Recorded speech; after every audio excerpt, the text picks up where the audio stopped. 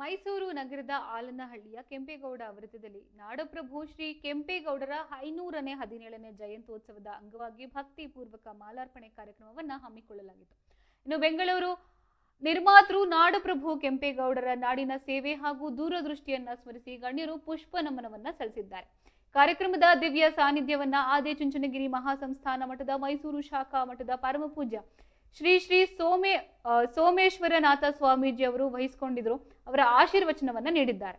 ಮುಖ್ಯ ಅತಿಥಿಗಳಾಗಿ ಮಾಜಿ ಸಂಸದರಾದ ಶ್ರೀ ಪ್ರತಾಪ್ ಸಿಂಹ, ಕೃಷ್ಣರಾಜ ಕ್ಷೇತ್ರದ ಶಾಸಕರಾದ ಶ್ರೀ ಟಿ.ಎಸ್. ಶ್ರೀವತ್ಸ ಹಾಗೂ ಚಾಮರಾಜ ಕ್ಷೇತ್ರದ ಶಾಸಕರಾದ ಶ್ರೀ ಜಿ.ಟಿ. ಹರೀಶ್ ಗೌಡ ಅವರು ಭಾಗವಹಿಸಿ ಕೆಂಪೇಗೌಡರ ಆದರ್ಶಗಳನ್ನು ಕೊಂಡಾಡಿದ್ದಾರೆ.